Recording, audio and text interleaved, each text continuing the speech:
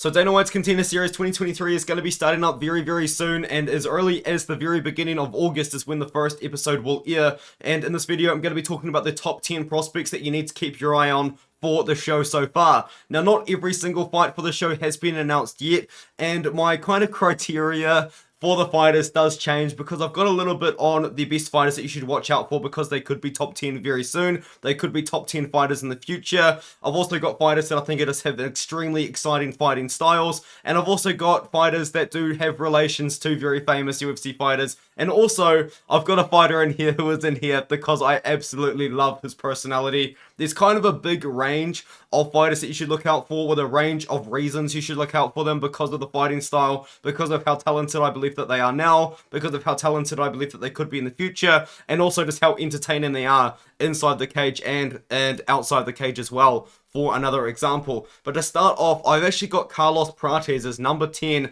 not really in any particular order as this list, but I did put Carlos Prates at number 10 because of his fighting style and because of the way that he wins fights. You see that 16-6 record, and you see maybe he's not the best fighter in the world, but he's 6'1" at welterweight. He's got a 78-inch reach. He's already got big promotion experience with a 2-1 record at one championship. But the most important thing about this guy is the way that he wins fights. This guy's on a very good win streak right now. Most of those wins coming by KO. Most of those KO wins coming in the very first round. He's on a three-fight first round KO win streak, including a win over Charles Oliveira from Wish. Now, not the real Charles Oliveira, but he did get a KO by a jab, which is very good. He's got a kickboxing background as well. As I said, he's also fought for one championship, so he's got big name experience, got KO power in the first round. Fun fighter to watch, and his fight against Mitch Ramirez is going to be a banger because Mitch Ramirez as well is likely to probably try and stand with Carlos Prates, and somebody's getting KO'd in this matchup.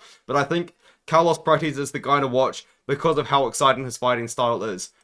The next fighter, number 9, is going to be Sawa Rukmanova, and she is actually going to be, well, she actually is Shavkat Rakhmonov's sister, and she is 25 years old. She isn't, I wouldn't say she's the best fighter in the world, but I think that she does have a lot of upside. Does have a lot of good training partners. Obviously, being directly related to Shavkat Rakhmonov does kind of help boost her in that sort of way, but she is going to be on Dana White's Contender Series towards the end of the show. She doesn't have the best wins in the world for the most part. I would describe her as a boxer, but she can wrestle as well, and she's going to have a very fun fight coming up against a kickboxer in Ernesta Karakati. And now, this should be a fun fight. I think Sawa Rukmanova is going to get a lot of eyes on her because she is Shavkat Rakhmonov's sister, and also fans from Kazakhstan do love their fighters, so I think that Sawa Rukmanova is definitely a fighter to keep your eye on. Denise is a heavyweight fighter that I've got on this list. He is 6'4" as a heavyweight, and he's a big guy. And what's so impressive about him is how technical of a boxer and kickboxer he is at 265 pounds. He is a former Glory kickboxer. He didn't have the most success in Glory, but he has kickboxed all around the world. He has got really good kickboxing experience. A 29-7 kickboxing record, I believe. That's off the top of my head, though. But I do believe that Denise does bring a lot to the UFC if he can win his fight on Dana White's Contender Series. You can see his long kickboxing career kind of reflected here in the topology, but he doesn't have the best wins in the world again, but he's going to be taking on Eduardo Neves, and Eduardo Neves is a not very technical, all action, no cardio, just full on brawler. So this fight is going to be fun, but I believe in the matchup, I think Denise is the guy to watch out for just because of his technique, and also the fact that he's been a kickboxer, a professional kickboxer at the highest level, and I think that he's definitely someone to look out for. Also worth noting, all 5 of his wins are by knockout in the very first rounds. Definitely a guy to keep your eye out for. The next one is Kevin Vallejo, for a pretty similar reason as Carlos Prates. This guy loves to knock people out, but I think the most impressive part about Kevin Vallejo is his age. This guy's 11-0 with 9 finishes, and he's only 21 years old, and man is he fun. He's got 8 wins by KO. 5 of them are in the first round, and he knocked out Eduardo Garaguri in the very second round. And Eduardo Garaguri is not just some random guy. Eduardo Garaguri is a decent fighter in his own right. He did have a 1-2 record in the UFC, losing to Ricardo Ramos and Darren Elkins, but he bounced back with a win over an 8-0 opponent, and then he fought Kevin Vallejo, and Kevin Vallejo knocked him out in the second round as a 21-year-old fighter. This guy is good with an incredible amount of upside, being 11-0, being 21 years old, showing rapid improvements between fights as well, and fighting a decent level of competition as well. He fought a 17-9, 6-4, 14-2 Eduardo Garagori in his last matchup, taking on John Silva. I think he does manage to beat Gene Silva in this matchup. I'll just give my prediction away now. Give me Kevin Vallejos in this matchup. Give me Kevin Vallejos as a prospect that, in my opinion, you need to have your eye on for the Dana White's Contender Series this year. Another fighter that's 11-0 that you should have your eye out for is Bruno Lopez. He's 11-0 as a light heavyweight. Very, very good fighter himself, I will actually say as well. And also a guy that you could probably potentially see rise the rankings somewhat quickly. Now, the problem with Bruno Lopez I have with that statement that I just made is he hasn't fought the highest level of competition yet in his career. So maybe he isn't as good as we all think he is. But what he is doing is absolutely dominating the level of competition that he is fighting. He fought an 8-4 opponent in the LFA, beat him in the second round, beat a 10-3 opponent in the very first round. He's got finishes for days. He's 11-0. He's fun to watch. And I think that Bruno Lopez is definitely one of the best light heavyweight prospects out there. Very happy that he's on Dana White's Contender Series, and he 100% is somebody you should have your eye out for after Dana White's Contender Series as well. I do believe that he wins his fight over Brenton Ribeiro, and maybe I think that he could rise the rankings as an exciting fighter, as a good undefeated prospect in the future. The next fighter I'm going to talk about is Josephine Nutson. She is a former Muay Thai World Champion. I believe it was in 2018. She was a gold medalist at the Muay Thai World Championships. Very, very good kickboxer. Already does have some UFC level experience, I guess you could say, because she did fight on Road to UFC last year. And it was against Yadam So. She was a minus 1300 favorite in that matchup. She was probably expected to get a KO on this matchup, but Yadam So struck with her for 3 rounds. I don't know why, because Yadam So was a grappler, but it was fun to watch. Josephine Nutson did her thing. She's a very good kickboxer. She went to a split decision win over Jacinta Austin. Jacinta Austin herself is a fantastic kickboxer. She did fight in the K1 World GP in 2019 as well, and lost in there as well. If you go to her Wikipedia, there's so many kickboxing credentials that she's got. She's a fantastic kickboxer. She's already fought good levels of competition. Every single fighter that she has fought has been a pretty good level of competition for somebody to fight. When she was making her debut, she fought someone that was 3-0. That's a pretty good sign. She's already fought on Road to UFC. She's already kind of got a taste of the UFC experience. She's going to be taking on Isis Verbeek, who is also a kickboxer as well with a good kickboxing background. This fight is going to be a fight to watch, but Josephine Nutson, in my opinion, is the fighter to keep your eye out for. She's a fantastic striker with a lot of upside in the UFC, I believe. Now, Cameron Smitherman, he made the list for 2 reasons, but the main reason I am going to say is I love Cameron Smitherman's personality. This guy is hilarious. He reminds me of Nate Diaz in all the right ways. If you go to UFC Fight Pass, watch him beat Peter Caballero, but more importantly, dude, watch his interview, dude. This guy is hilarious. I absolutely love this guy, his personality. He's so funny, dude. I don't really know how to describe him apart from a guy that is similar to Nate Diaz in his personality. He's got a funny accent as well. I mean, maybe people think I've got a funny accent because I sound from New Zealand, so maybe he sounds super normal to Americans, but hey, Cameron Smitherman, if you're watching this, I do love his accent, and dude, this guy is awesome. He's a striker for the most part. He can KO people. I've seen him KO people. I think he does get through Charalampos Grigoriou, who I believe Charalampos Grigoriou will be trying to be the first person out of Cyprus to be in the UFC, but I just wasn't that impressed by him. I think that Cameron Smitherman gets by him, and I love Cameron Smitherman's personality. I definitely encourage you to watch his interviews. This guy, I think after Dana White's Contender Series, if he keeps that personality up with the interview with Laura Sanko or whoever it is that they do after his fight, my goodness, man, this guy could be a star of Dana White's Contender Series, and they could build him up as a very entertaining fighter. I think people will love Cameron Smitherman once they get to know him, once they get to see this guy's personality shine, because I love Cameron Smitherman, man. This guy is so funny. He's got a hilarious personality. Shamil Gaziev has made the list. He's actually number 3 on my list. And the reason why he's made this list is because he's really good. That's what it comes down to. I genuinely believe that Shamil Gaziev, after he wins on Dana White's Contender Series, will fight someone either in the rankings or borderline ranked. And I'm not joking. He is that good of a fighter. I was very, very impressed by Shamil Gaziev when I looked into him. And not only that, This guy is, I mean, did I say that he's good? I think I did before, maybe 2 or 3 times. But he beat Kirill Kornilov by a pretty close split decision. Before that, he wasn't really beating anybody good. But my goodness, he was just dominating them in the first rounds, wasn't he? And then he beat Kirill Kornilov. And then he took on a 4-1 opponent. And then he took on Darko Stosic, who is a KSW sort of guy, and he's also fought for the UFC in the past as well. Darko Stosic actually knocked him down. So I just gave away my #1 pick. But I mean, if you guys know Dana White's Contender Series, you know who it was going to be. But Darko Stosic actually knocked him down, and Gaziev come back and put him out absolutely sparko, mate. It was fantastic. Gaziev is a wrestler, but he loves to strike. I just was really impressed with how good this guy is.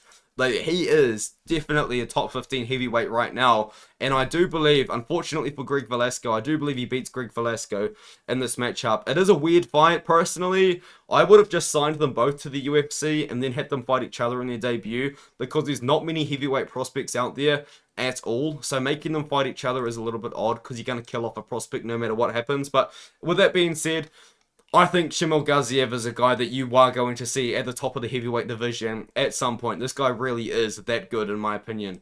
And now we move on to number 2. It's Felipe dos Santos. Now, I might be a little bit biased in this pick, but my goodness, guys, you've got to watch his fights. If you are sitting there and you're bored and you've got a little bit of time to spare, or you just don't know what to do, watch a Felipe dos Santos fight. Because the way that I would describe this guy is almost unbelievable. Almost something that you just couldn't believe is real. But Felipe dos Santos fight is a more aggressive and more exciting version of Charles Oliveira. And I am not even making that up. I actually mentioned this when I was talking about Felipe dos Santos in a previous video. Watch his fight against Hugo Paiva. Now, maybe he shouldn't have fought.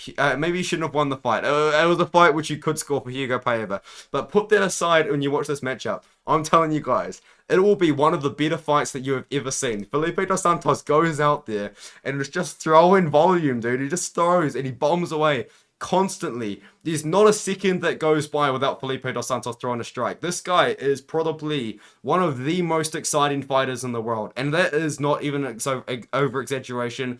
If you watch one of this guy's fights, you will know exactly what I mean. So if you've got the time, go onto UFC Fight Pass and watch Hugo Paiva versus Felipe dos Santos. It is a fight that is worth watching. And I know it's his decision, but my goodness, dude, this guy is fun. And I just cannot describe him apart from that. He is so fun. Not only that, he's massive for 125 pounds, which is really going to help him at 125. He's not really the most technical guy in the world, but he's only 22 years old. He's 5'7". As I said, he's big for 125. He trains at Shoot Box. He fights exactly like Charles Oliveira. He looks very similar to Charles Oliveira.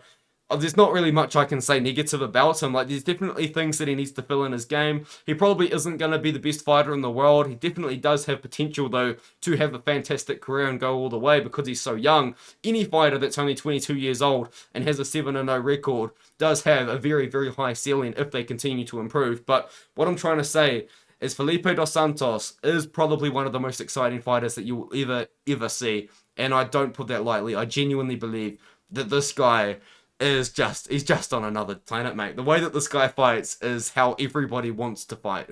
This guy is your favorite fighter's favorite fighter once everybody knows who he is. My goodness, he's fun. Now we go on to number 1. I kind of spoiled it a little bit there by opening and closing tabs and all that sort of thing, but it is going to be George Hardwick. It kind of has to be.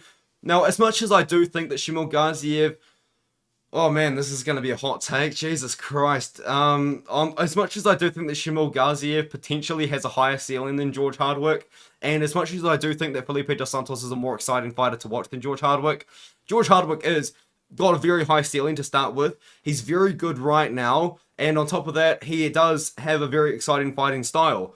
But George Hardwick, he shouldn't be on Dana White's Contender Series to start with. He should have just been signed straight to the UFC. And not only that, he should have low-key just been signed straight to the UFC a very long time ago. I don't know why they made him fight Jan Lias. I don't really know why they made him fight Chris Bungard either. After he beat Carl Driscoll, it should have been it for him. There should have been time for George Hardwick to be signed. He should have been on maybe Dana White's Contender Series at the end of last year with a quick turnaround. But that didn't end up happening. He ended up fighting 2 more times. Ended up completely outclassing this 9-1 opponent in Jan Lias. Now, he was a big favorite to win that matchup. but my goodness, did he look good. Like, he is the real deal. For the most part, George Hardwick, I would describe him as a boxer. Now, if you do look at his topology, you see 3 submission wins, but I would describe George Hardwick, for the most part, as a very good boxer, and he does specialize at digging shots to the body. He has shown a good grappling ability as well and takedown defense, but the thing with George Hardwick is he fights at lightweight, and lightweight is the probably the hardest division in the UFC to get into the top 15, because there's so many good fighters at lightweight that aren't ranked. Like, I think there's so many, like, good options that I can't really think of right now, but I'm thinking of, like, Mateusz Rebecki, who's got, like, an 18-1 record, which is absolutely ridiculous. He's not even ranked. You're talking about, like, you got to get someone like Narelo Aliev, Loic Radzhabov comes to the name. You guys will come up with better ideas than me, but the point is, lightweight is probably like the deepest division that there is right now. There's so many good guys at 155 pounds where it's going to be really hard for someone to kind of stick out. You know, like Paddy Pimblett's done well at sticking out in such a stacked division because it's like 70 or 80 fighters at 155 pounds. You've got to really work your way up the rankings, and that isn't a disrespect to George Hardwick at all. That is just the reality of the weight class and truly what it is like. But I can see George Hardwick having a very, very high ceiling. I can see George Hardwick being ranked at one point. I can see George Hardwick as well, potentially in his future, being up there with the elite of the elites. I think this guy has the upside if he starts training full-time. I don't know if he trains full-time now, but if he can continue to make the improvements that he's making, if he can continue to win the fights that he's winning, if he can continue looking like he does, with his very good boxing style, with his finish heavy style, he just absolutely dominated Jan Lies. It was unbelievable how good he looked in that matchup. It's crazy how good this guy is. That's literally what it is. He's so good at fighting. You have to make him your number one. He shouldn't even be on the show, in my opinion. He should just be signed straight up. I thought the UFC were going to sign him and put him on the London card, but I think what they're doing with George Hardwick is they're using George Hardwick to promote Dana White's Contender Series. Because I think George Hardwick already is that popular and people love George Hardwick so much already. But not only that, they're using Dana White's Contender Series to promote George Hardwick as well. Whereas if they signed George Hardwick straight up to the UFC, he wouldn't have had that promotional push already. Because Dana White's Contender Series does bring a lot of eyes to the fighters. A lot of people do see Dana White's Contender Series. A lot of more casual fans probably watch Dana White's Contender Series and then they're like, okay, I liked that fighter. I'll try and remember them when I see fights coming up, you know? But I feel like a lot of hardcore fans already know who George Hardwick is. A lot of people already know who George Hardwick is, but I feel like maybe they put him on Dana White's Contender Series for the more hardcore fans to be more incentivized to watch Dana White's Contender Series, and then for the casual audience that just watches Dana White's Contender Series to watch Dana White's Contender Series, they'll see George Hardwick, they'll see the promotion that he's got, they'll see him beat Abdul Karim Al-Sawadi. No disrespect to him, I do think Hardwick beats him, and they'll be like, okay, I need to keep my eye on this guy. And a lot of UK fans might watch Dana White's Contender Series as well and see Hardwick and be like, okay, he's a good fighter from the UK. I need to keep my eye. You guys know what I mean. They're going to use Dana White's Contender Series as a way to promote Hardwick, and they're also going to use Hardwick to promote Dana White's Contender Series. So with that being said, I think he is my number one pick for like the guy that you've got to keep your eye on. He just kind of has to be. There isn't really a lot of great options to I couldn't justify putting somebody above George Hardwick, pretty much. Now, Shamil Gaziev, I think he could be in the rankings a lot sooner than George Hardwick. I do, because heavyweight's a pretty shallow division, and Shamil Gaziev is that good. Like, he is that good. He's really good. But so is George Hardwick. George Hardwick is also really good, but no disrespect to Hardwick at all, but there is a difference between being really good at 155 pounds and really good at heavyweight, because a lot of the time heavyweight only has like 25 fighters, 30 fighters on the roster. Shamil Gaziev can rise the ranks faster than Hardwick, and that's why I think Gaziev could be ranked faster than Hardwick, but I think Hardwick's also got a very high ceiling as well. It's kind of what I'm trying to get ahead. Now, let me know what you think in the comments below. Let me know what you think of my list. And with all that being said, I'll see you guys in the next video. I'm looking forward to Dana White's Contender Series in 2023, and I will be doing predictions for them as well.